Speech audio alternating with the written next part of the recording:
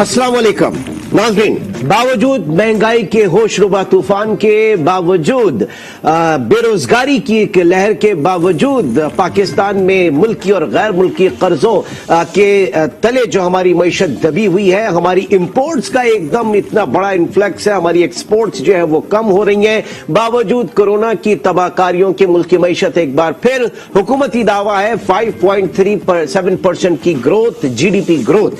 एक ऐसे मुल्क में, एक ऐसी मईशत में जिसका पैरेलल इकोनॉमी जो है वो अनडॉक्यूमेंटेड हो, गैर दस्तावेजी हो, जिसके बारे में आपको इल्म ना हो, उसमें ये तमाम आंकड़े, ये तमाम नंबर्स, ये तमाम इकोनॉमिक इंडिकेटर्स किस हद तक रेलिवेंट होते हैं, रेलिवेंस रखते हैं, ये जानेंगे आज के प्रोग्राम में। हमारे साथ मौजूद हैं माहिर माशियात डॉक्टर अकबर जैदी साहब। बहुत शुक्रिया सर आपके वक्त का। बात यह है कि 5.37% ग्रोथ या इवन और ऊपर चले जाए 6, 7, 8, 9, 10, एक ऐसी मईशत में जिसके पैरेलल निस्फ मईशत जो है अनडॉक्यूमेंटेड है, निस्फ मईशत जो है वो पैरेलल मईशत जो है वो मानी जाती है, जिसके बारे में हमको सही अंदाजा ही ना हो, उसमें ये नंबर्स कितना रेलेवेंस रखते हैं डॉक्टर साहब?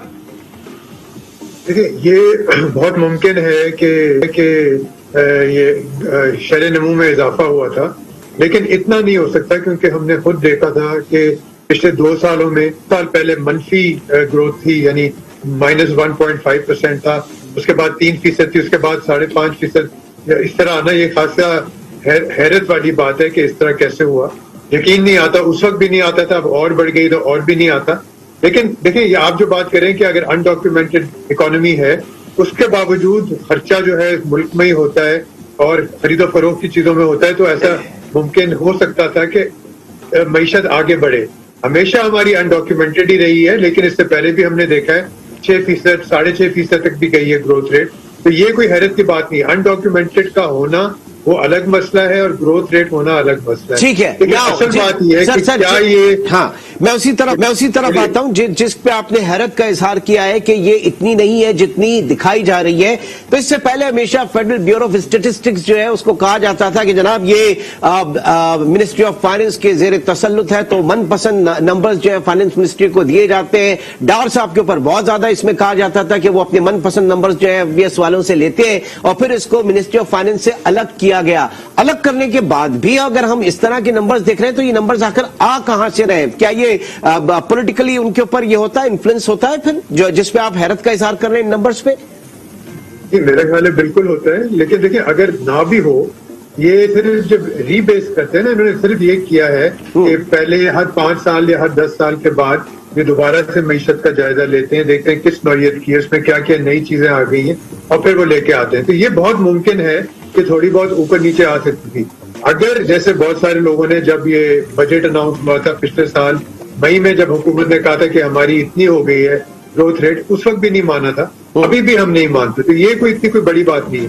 अच्छा, ये बहुत मुमकिन है कि जैसे पाकिस्तान में कई तो बहुत ही कम इदारे ऐसे होते हैं जिन पर असर और रसूख नहीं होता, किसी न किसी हुकूमत का या किसी और तरह से हो सकता है, बहुत मुमकिन है। और अगर नहीं भी है तब भी हो सकता है कि ये ग्रोथ रेट बाकी ऐसी हो, लेकिन हम नहीं मानते। कोई इंडिपेंडेंट इकोनॉमिस्ट ये बात नहीं मानता कि हमारी ग्रोथ रेट जो ये रेट बता रहे हैं वो हो। तो इन सर्कमस्टांसेस में एक इंडिपेंडेंट इकोनॉमिस्ट जो है वो किस उसके ऊपर एक रेंज पे कहां पे आएगा कि क्या इस वक्त ग्रोथ होगी हमारी? सर, पिछले साल की बात है, तकरीबन उस वक्त 4, 4.5 के करीब बात हो रही थी, और अब जो है अगले साल का, जैसे आपने खुद बताया कि ये कह रहे हैं 5.3% होगी, ये तो हो नहीं सकता। उसकी एक बहुत बड़ी वजह यह है कि पिछले साल की इन्होंने शरह नमू बढ़ा दी है, और बढ़ाने से फिर ये हुआ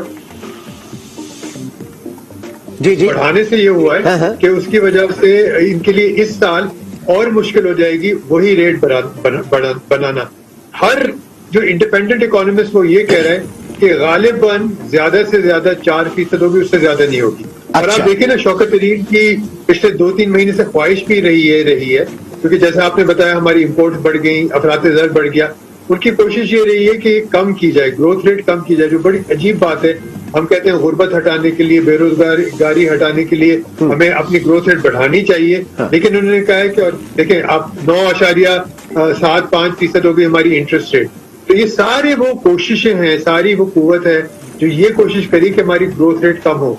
लेकिन डॉक्टर साहब मैं जहां तक समझ पाया हूं, आप तस्दीक कीजिएगा کہ ہائی گروتھ ریٹ ہم سسٹین نہیں کر سکتے, ہم جا نہیں سکتے اس طرف, کیونکہ جہاں ہم ہائی گروتھ ریٹ کی طرف جاتے ہیں, ایکسپینشن کی طرف جاتے ہیں, اکانومی کو کھولتے ہیں, تو آپ کی امپورٹس لامحالہ بڑھتی ہیں, اور امپورٹس بڑھنے کی وجہ سے بیلنس آف پیمنٹ کا کرائسس ہوتا ہے, اور نتیجتاً جو ہے وہ ساری چیزیں اسکویز ہونا شروع ہو جاتی ہیں. تو غالباً یہ وجہ نہیں ہے کہ ہم ہائی گروتھ ریٹ کی طرف جا نہیں سکتے, ایک میڈیوکر وے ہمیں لینا چاہیے.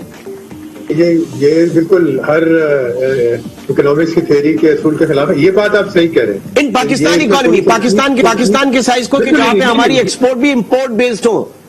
بالکل صحیح کہہ رہے ہیں آپ, یہ بات تو بالکل صحیح کہہ رہے ہیں کہ دیکھیں یہ بات تو آپ کی ایک بات تو صحیح ہے کہ جیسے جیسے ہماری اکانومی آگے بڑھتی جاتی ہے, گروتھ ہوتی ہے, ہمارا اس میں امپورٹ کمپوننٹ بہت زیادہ ہے, تیل سے لے کے کھانے پینے کی چیزوں کے لیے وہ ہے, اس میں کوئی شک نہیں. تو اب سوال یہ آ جاتا ہے کہ کیا ہمیں گروتھ پر ہمیں رکاوٹ کرنی چاہیے, ہمیں روکنی چاہیے, جبکہ ہمیں پتا ہے کہ گروتھ کے فائدے بھی ہوتے ہیں, غربت میں کمی ہوتی ہے, لوگوں کو روزگار ملتا ہے, اس کے بعد جو ہے یہ گروتھ بہت ضروری ہے. گروتھ کے بغیر آپ ملک چل نہیں سکتا. یعنی خاص طور پہ آپ نے پاکستان کی بات کی ہے, ترقی پذیر ممالک جو ہیں, تو یہ ایک مس میچ ہے کہ بالکل گروتھ بڑھے گی, امپورٹس بڑھیں گی, لیکن کیا اس کا مطلب ہے امپورٹس کم کرنے کے لیے ہم گروتھ بند کر دیں جس سے اور مسائل ہوں گے؟ نہ بے روزگاری, غربت اور یہ سارے جو مسائل ہیں وہ زیادہ اہم ہیں. تو سر آپ سپورٹ نہیں کریں گے کہ ہم امپورٹ سبسٹیٹیوشن کی طرف آتے تاکہ ہماری امپورٹ سبسٹیٹیوشن اور پھر ہمیں اس کا بینیفٹ ہو, امپورٹ بل ہمارا کم ہو اور ہم ایکسپورٹس کی طرف جائیں؟ بہت دیر ہو گئی امپورٹ سبسٹیٹیوشن کے لیے, یہ اب 1-2 سال کی بات نہیں ہے, یہ پوری آپ کو معیشت کو بدلنی پڑے گی. آپ دیکھیں آپ کے پاس فری ٹریڈ ایگریمنٹ چائنا سے ہے, جس کا ستیہ ناش کر دیا ہے ٹریڈ کی چائنا سے پاکستان کے ساتھ. آپ وہ تو روک نہیں سکتے, آپ اس میں کوئی تبدیلی نہیں لا سکتے. تو اس طرح کا مسئلہ ہے, تو آپ کہاں روکیں گے؟ آپ کی بیشتر جو امپورٹس, اچھا تیل کا آپ کیا کریں گے, آئل امپورٹس کا آپ کیا کریں گے؟ آپ دیکھیں یہ کوشش کی گئی تھی کہ پاکستان میں سیل فون بنائے جائیں گے, سیل فون بالکل کچھ تھوڑے بہت بن رہے ہیں, لیکن تب بھی وہ اسمبل ہو رہے ہیں. امپورٹس ہماری باہر سے, گاڑیاں آپ دیکھ لیں وہ اسمبل ہو رہی ہیں. تو ہم یہ جو کوشش ہے, خواہش ہے, اس کے لیے وقت گزر گیا ہے, ابھی ہمیں کچھ اور چیزیں. ٹھیک ہے سر, آگے بڑھتے ہیں. آئی ایم ایف پروگرام کے اندر ہم ہیں, اور ایک اگلے پروگرام میں بھی جانے کی باتیں ہو رہی ہیں. Lander of the last resort I am if he ہے. بات ساری یہ ہے کہ آئی ایم ایف پروگرام کے اندر کبھی بھی گروتھ کو نہیں وہ دیکھتے, وہ کہتے ہیں سائڈ میں ہٹاؤ گروتھ کو, وہ تو کہتے ہیں اسٹیبلٹی لے کر آؤ, آپ کفایت شعاری کی طرف آئیں, آسٹیرٹی کی طرف آئیں, پہلے اسٹیبلٹی کی طرف آئیں, دین اس کے بعد گروتھ. یہ کیا بھی آئی ایم ایف کے 1 ارب کے پروگرام کے لیے پوری معیشت میں جو ہے وہ لٹا دیا, پھر ہم بات کریں کہ جناب اکنامک گروتھ ہماری یہاں ہو رہی ہے؟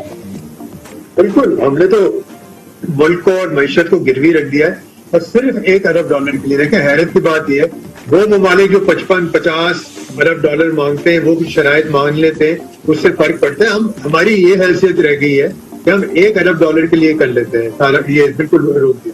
اچھا, اس میں مسئلہ یہ آ جاتا ہے کہ ایسا نہیں ہے کہ آئی ایم ایف کے پروگرام میں رہتے ہوئے بھی, جب اس سے پہلے حکومت جو تھی وہ بھی آئی ایم ایف پروگرام میں تھی, اس کی گروتھ ریٹ جو ہے ہر سال وہ بڑھتی گئی.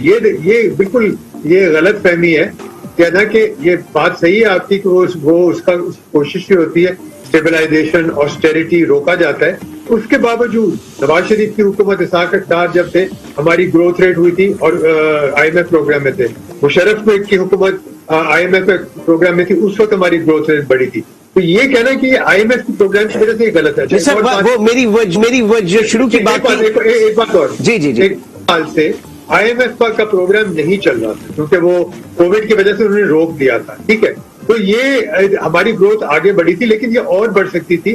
لیکن یہ بیلنس آف پیمنٹ میں 1 ارب کی وجہ سے انہوں نے سارا کو جو ہے نا رکوا دیا. یہ بہت غلط. ٹھیک ہے, ناؤ میں جو شروع میں بات کر رہا تھا کہ آپ آئی ایم ایف کے 22ویں پروگرام میں ہیں, اور ہمیشہ آپ نے ٹیل پہ یہی دیکھا کہ بیلنس آف پیمنٹ کا کرائسس ہوا, پیچھے اکنامک گروتھ کے نمبرز بہتر تھے. تو ہمیشہ جب اکانومی گرو کرنے گئی وہاں پہ بیلنس آف پیمنٹ کا کرائسس آیا, نتیجتاً آپ کو آئی ایم ایف کے پاس جانا پڑا. تو اس کا مطلب ہے کہ 22 بار آپ نے بہتر ہونے کی کوشش کی, لیکن آپ اس شیل کو بریک نہ کر سکے. وہ شیل ہمیشہ جو ہے آئی ایم ایف کی طرف ہی پھر آپ کو جانا پڑتا ہے. یہ ہماری اکانومی کا ماڈل ہے پاکستان کی. جی, اور 23 اور 24 دفعہ بھی یہی ہوگا. اس سے دیکھیں جو حکومت آتی ہے وہ ہمیشہ کہتی ہے کاشکول توڑے گی, کبھی قرضے نہیں لے گی, لیکن جب تک اس کے بنیادی مسائل جو ہیں, جب تک ٹیکسیشن کو نہ بڑھایا جائے, جب تک ہماری امپورٹس کے حوالے سے کچھ اور کوئی طریقہ نہ ڈھونڈا جائے, جب تک ہم کو ایکسپورٹس بڑھائیں, کچھ کریں, یہ ہم اس میں پھنس گئے, یہ بھور ہے اور یہ چلتا رہے گا. آپ کے 22 کا آپ ذکر کریں, آپ اگلے 3-4 پروگرام دیکھیں, اس میں نہیں ہو سکتا. اس کی بنیادی وجہ یہ ہے کہ جو بھی پارٹی حکومت میں ہوتی ہے, اور آپ دیکھیں پچھلی 3 حکومتیں, 2 بلکہ 3-4 حکومتیں جو ہیں سب IMF کے پاس گئی ہیں, اور ہر ایک حکومت یہی کہتی ہے کہ آئندہ نہیں آئے گی. اب لگتا یہ ہے کہ جو اگلی حکومت آئے گی وہ وہی ہوگی جو پہلے آ چکی ہے, یا تو یہ یا کوئی اور. تو پھر وہ IMF کے پاس جائیں گے تو دیکھا جائے گا ان کو کس طرح وہ, اور ایون کوئی اگلی بھی آ گئی, کوئی تیسرا نیا بھی کوئی چہرہ آ گیا تو الٹیمیٹلی جانا ان کو پڑے گا. نا پوائنٹ سر یہاں پہ یہ ہے کہ میں تھک گیا حفیظ شیخ صاحب کو سن کے کہ جناب اس حکومت نے ایک پیسہ بھی اسٹیٹ بینک سے نہیں لیا, مرکزی بینک سے نہیں لیا. شوکت ترین صاحب بھی یہی کہہ رہے ہیں کہ جناب پابندی, وہ تو آپ IMF پروگرام میں جب جاتے ہیں سب سے پہلی پابندی آپ کی بوروئنگ کے اوپر لگتی ہے, سینٹرل بینک سے آپ نہیں لے سکتے کیونکہ وہ نوٹ چھاپ کے دیتا ہے. آپ لینے چلیں کمرشل بینکوں سے, کمرشل بینکوں کے پاس اتنے وسائل کہاں سے آئے؟ ایسا پاکستان میں ہمیشہ سے ہم دیکھتے ہیں کہ اوپن مارکیٹ آپریشنز میں جو انتا ہے, جو کمرشل بینکوں کو اسٹیٹ بینک ہی پیسے دیتا ہے اور اس کے بعد انہی سے وہ پیسے لیتا ہے زیادہ سود کے اوپر. کیا ایسا نہیں ہوتا ڈاکٹر صاحب؟ نہیں, بالکل ایسا ہوتا ہے. آپ نے بالکل جو ہے دم پر پیر رکھ دیا ہے. اصل میں مسئلہ یہ ہے, یہ جو آٹونومی کی بات کرتے ہیں, اسٹیٹ بینک کے بل کی آٹونومی کی بات کر رہے ہیں, تو یہ کہہ رہے ہیں کہ اسٹیٹ بینک سے حکومت پیسے نہیں لے سکتی. جی پہلی بات تو یہ غلط ہے.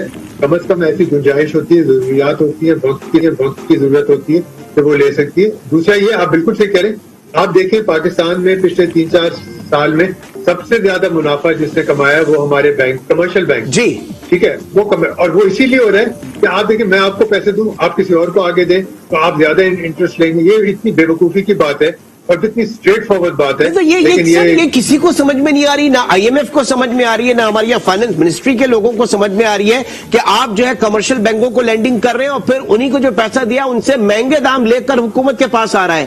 یہ تو ہینگ لگے نہ پھٹکری اور رنگ بھی چوکھا یہاں پہ ہمارے بینکنگ انسٹیٹیوشنز کا. سمجھ تو سب کو آ رہی ہے, آپ کو آ رہی ہے, مجھے آ رہی ہے, بینک کو آ رہی ہے, شوکت ترین کو آ رہی ہے, سب کو آ رہی ہے. سب اس میں منافع کما رہے ہیں. IMF کو بھی پتا ہے کہ اس کے کیا اثرات ہیں. وہ کوشش کریں کہ یہ رک جائیں, وہ رک نہیں سکتے. اس کا کوئی طریقہ نہیں روکنے کا. منی بجٹ آ جائے, آپ ایکسپینڈیچر کم کر دیں. دیکھیے IMF بھی 22 دفعہ اگر آپ کے پاس آیا ہے, ہمارے پاس آیا ہے, اور وہ تیار بیٹھا ہے 23, 24 اور 25 دفعہ. اس کا اپنا انٹرسٹ ہے نا سر, ٹھیک ہے, اس کا اپنا انٹرسٹ ہے. ظاہر ہے اس کا انٹرسٹ ہے. ہمارے جو حکمران ہیں ان کا انٹرسٹ یہ ہے کہ وہ بنیادی تبدیلی نہیں کرنا چاہتے, اسٹرکچرل ریفارمز نہیں کر پاتے. وہ IMF کو پاس آن کر دیتے ہیں کہ آپ سنبھالیں, ہم بجلی کے نرخ بڑھا دیتے ہیں, پیٹرول لیوی بڑھا دیتے ہیں, ہر مہینے 4 روپے بڑھا دیتے ہیں, اور ہو گیا کام, ہو گیا ڈن, ختم بات. سب کو پتا ہے. تو یہ اسٹیٹ بینک اٹانومی جو ہے اس میں کیا آپ دیکھیں بڑا اس کو وہ کر رہی ہے کہ IMF کے پاس گروی رکھ دیا پاکستان کے اسٹیٹ بینک کو. آپ کس طرح سے دیکھتے ہیں سر اسے؟ دیکھیں اسٹیٹ بینک کو تو گروی رکھ دیا, ملک کو تو رکھ دیا, ملک کو رکھ دیا وہ زیادہ اہم ہے. حیرت کی بات یہ ہے کہ جو میرے خیال میں ہماری اپوزیشن میں کوئی دم نہیں ہے اور وہ اس میں ملے ہوئے ہیں. اور آپ دیکھ لیجیے گا منی بجٹ بھی پاس ہو گیا, اسٹیٹ بینک کی آٹونومی بھی پاس ہو جائے گی, IMF سے پیسے بھی مل جائیں گے. اپوزیشن کچھ کر نہیں سکتی, وہ پوائنٹ سکورنگ کر رہی ہے. افسوس کی بات ہے. اور ایون اگر یہ خان صاحب نہیں کرتے, یہ اپوزیشن اگر اس وقت آ جاتی اور ان کے پاس یہ چیزیں آتی تو ان کو بھی لامحالہ کرنا پڑتا, ان کے پاس بھی کوئی دوسرا آپشن نہیں تھا. طریقہ دیکھیں IMF کے پاس, جیسے میں نے کہا کہ پہلے بھی حکومتیں گئی ہیں, وہ ہر طرح سے ٹریٹ کرتی ہیں. ہر حکومت کا طریقہ ہوتا ہے, وہ کچھ پلاننگ کرتی ہے, کچھ کوشن ہوتا ہے. شروع میں اس گورنمنٹ نے جو دیر کر دی تھی, 1 سال ڈیلے کر دیا, تو اس کے نقصانات ابھی ہم پر نازل ہوئے ہیں اور یہ سارا مسئلہ ہے. تو IMF اپنی جگہ جہاں قصوروار ہے, اس کو مینج کرنا بھی اس میں بہت بڑی خامی ہے. تو یہ حکومت یہ بالکل نہیں کر پائی ہے, اور یہ بس کام چلا رہی ہے کہ اب بھی اگلا 1.5 سال نکل جائے, 2 سال نکل جائے, پھر اگلی حکومت آئے گی, وہ جس طرح کی بات کرے گی وہ اپنی جگہ, چاہے یہی ہو, کوئی بھی حکومت آئے گی وہ IMF کے پاس واپس ہے. ٹھیک ہے, اچھا آگے بڑھتے ہیں سر. ایک تو ایکسچینج ریٹ اور پالیسی ریٹ دونوں کے اوپر بات کرنا چاہوں گا.